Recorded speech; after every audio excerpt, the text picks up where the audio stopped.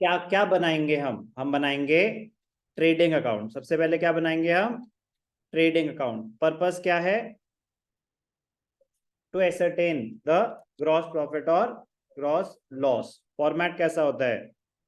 ये लिखेंगे trading account for the year ended. Trading account for the year ended 31 March 2023 होगा आपका। Normally 24 भी हो सकता है, कुछ भी हो सकता है। Trading account for the year ended. Left, it is an account, it is an account. तो left hand side is the debit side, right hand side is the credit side. ध्यान से देखेंगे।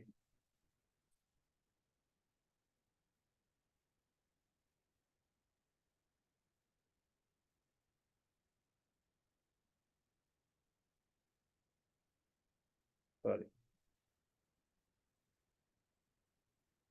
डेट की जरूरत नहीं होती है, डेट की जरूरत नहीं। It is for the year. Particulars amount, particulars amount. Trading account for the year ended, for the year ended. Left hand side is the debit side, right hand side is the credit side. Particulars amount, particulars amount. अब ध्यान से देखना please. Starting point होता है, starting point होता है opening stock. Starting point क्या होता है? Opening stock. ये यहां पे लिखना मैंडेटरी है अगर एग्जिस्ट करता है तो। अगर पहले से आपके पास स्टॉक का कुछ बैलेंस है तो ओपनिंग स्टॉक यहां पे आता है। उसके बाद आते हैं सारे के सारे डायरेक्ट एक्सपेंसेस। उसके बाद आते हैं सारे के सारे डायरेक्ट एक्सपेंसेस। ट्रेडिंग अकाउंट का नेचर क्या होता है? ट्रेडिंग अकाउंट का नेचर होता है नॉमिनल अकाउंट। ट्रेडिंग अकाउंट का नेचर होता है नॉमिनल अकाउंट। नॉमिनल अकाउंट का रूल क्या होता है? Debit all expenses and losses, credit all incomes and gains. ठीक है जी। तो सबसे पहले आ गया ओपनिंग स्टॉक। इफ एनी, मतलब अगर आपके पास स्टॉक का बैलेंस है, जरूरी थोड़ी ना कि एग्जिस्टिंग बिजनेस हो सकता है कि आपने उस साल नया शुरू हुआ तो ओपनिंग स्टॉक नहीं होगा, अगर है तो आएगा। उसके बाद परचेजेस, उसके बाद परचेजेस। परचेजेस में ध्यान क्या देना? परचेजेस में से माइनस हो जाएगा परचेज रिटर्न्स। ये भी क्या? If any. तो ये प्रेजेंटेशन ऐसे ही रहेगी। सबसे पहले क्या आएगा? ओपनिंग स्टॉक, फिर आएंगी परचेजेस। परचेजेस में से क्या माइनस होंगी? रिटर्न्स, अगर एग्जिस्ट करती हैं तो। परचेज रिटर्न को हम रिटर्न आउटवर्ड भी बोलते हैं, मुझे बताने की जरूरत तो नहीं है। कोई डाउट?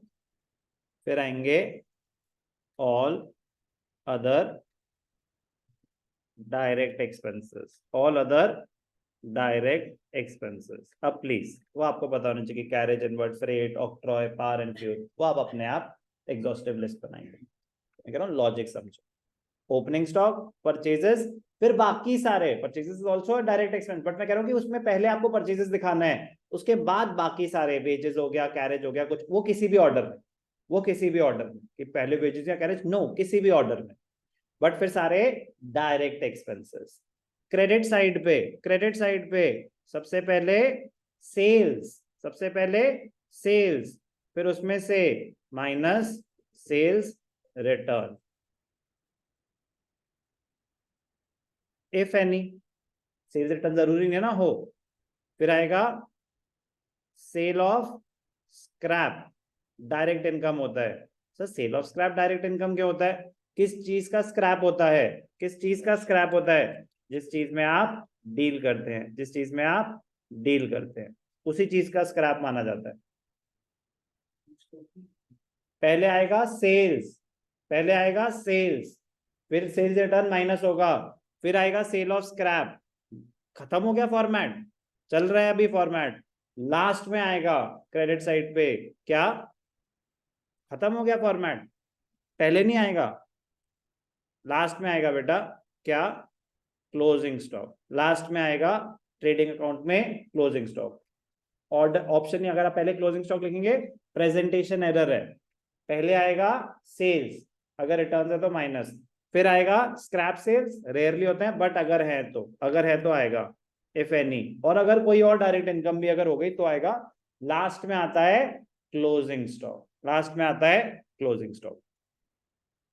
पॉइंट डेबिट साइड पे डायरेक्ट एक्सपेंसेस, क्रेडिट साइड पे direct income. Apart from that stock आता है, स्टॉक आता है। क्यों आता है स्टॉक? अब ध्यान से देखना, ओपनिंग स्टॉक क्या है? पिछले साल आपने कुछ सामान खरीदा था, पिछले साल आपने कुछ सामान खरीदा, आपने खरीदा था 50 लाख का सामान, उसमें से 10 लाख का बच गया, तो क्या वो उस पीरियड का एक्सपेंस माना जाएगा? आपने 50 लाख का सामान खरीदा था, 10 लाख का बच गया, तो उस पीरियड का एक्सपेंस कितना माना जाएगा? 50 लाख या 40 लाख? 40 लाख। क्यों? मैचिंग कॉस्ट कहता है cost should be matched with the revenue recognized during that year. जितनी इनकम जनरेट हुई है, उसको जनरेट करने में जो खर्चा हुआ है, वो उस पीरियड का एक्सपेंस मानना चाहिए। तो अगर आपने खरीदा था 50 लाख का सामान, तो आपने तो परचेजेस दिखा दी 50 लाख, लेकिन अगर कुछ बच गया तो क्लोजिंग स्टॉक दिखाते हैं क्रेडिट साइड पे, उतने से आपके एक्सपेंसेस रिवर्स हो रहे हैं।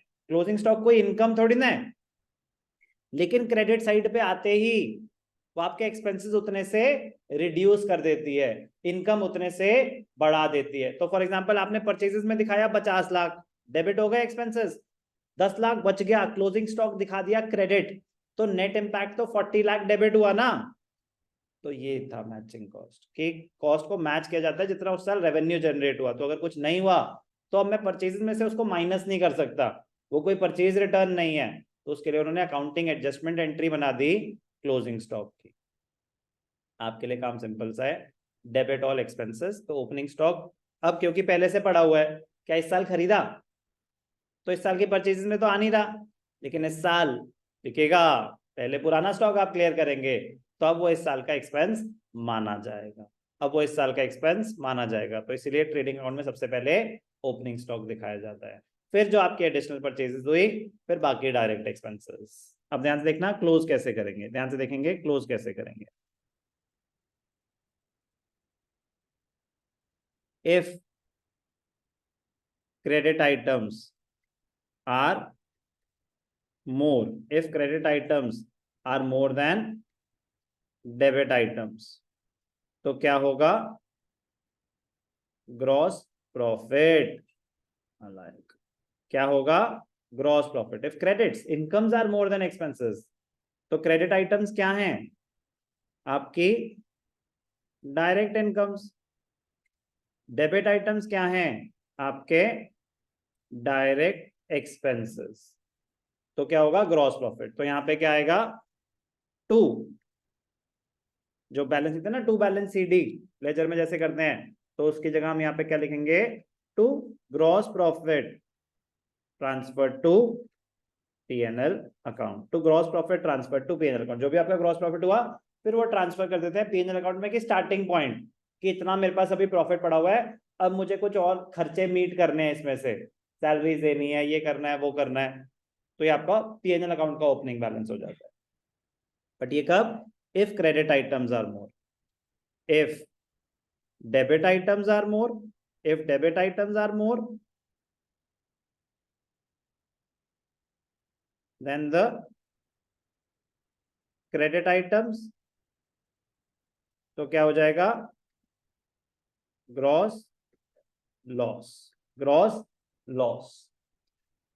तो डेबिट आइटम्स क्या होते हैं? अब दोबारा क्या बताऊं? Direct expenses. क्रेडिट आइटम्स क्या होते हैं? Direct income.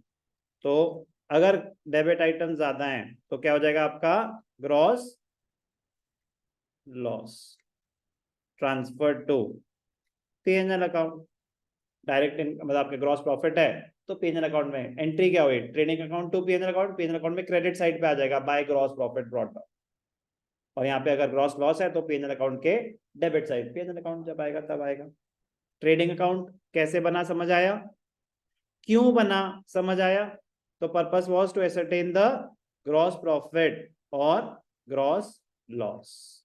अब सोचो, चैप्टर 1 में, चैप्टर 1 नहीं सॉरी, चैप्टर 2 में उन्होंने तो बोल दिया कि बेटा प्रॉफिट होता है दो टाइप का, एक होता है ग्रॉस प्रॉफिट, एक होता है ग्रॉस और नेट प्रॉफिट। लॉस होता है दो टाइप का, एक होता है ग्रॉस लॉस, एक होता है नेट लॉस। इम्पॉसिबल था मैं तब आपको बता पाता, तो इसलिए मैंने उस पर ज्यादा टाइम वेस्ट करा भी नहीं। उन्होंने एक लाइन में बोला, excess of direct income over direct expenses. अरे आपको क्या पता डायरेक्ट इनकम क्या होती है, डायरेक्ट एक्सपेंसेस क्या होते हैं? अब आप जाओगे ना चैप्टर 2 में, तो वहां डेफिनेशन दे रखी है ग्रॉस प्रॉफिट की। Excess of direct income over direct expenses is gross profit. और नेट प्रॉफिट तो खैर ओवरऑल होता है, बट ग्रॉस प्रॉफिट कैसे एक्सप्लेन कर देता है मैं तब, तो इसलिए मैंने ज्यादा टाइम वेस्ट, मैंने कहा छोड़ो, आप कभी कोई प्रॉब्लम हुई उसकी वजह से यूज ही नहीं हुआ, यूज अब होना है। तो अब उसके लिए फिर आपको पूरी बैकग्राउंड पता होना चाहिए कि एक्सपेंसेस दो टाइप के होते हैं, डायरेक्ट एक्सपेंसेस क्या, इनडायरेक्ट एक्सपेंसेस क्या। इनकम दो टाइप की होती है, डायरेक्ट इनकम क्या, इनडायरेक्ट इनकम क्या। अब आप आराम से, आपके लिए बहुत बेसिक, हाँ ठीक है, डायरेक्ट एक्सपेंसेस अगर ज्यादा है तो ग्रॉस लॉस होगा, डायरेक्ट इनकम अगर ज्यादा है तो ग्रॉस प्रॉफिट होगा। फिर ये प्रॉफिट जो बच गया कि चलो अभी इतना प्रॉफिट, अभी और बहुत खर्चे मीट करने हैं, फिर होते हैं कि अच्छा इनडायरेक्ट एक्सपेंसेस क्या क्या है, फिर आएगा eventually overall profit, net profit. तो सीक्वेंसिंग बहुत बड़ा रोल प्ले करती है।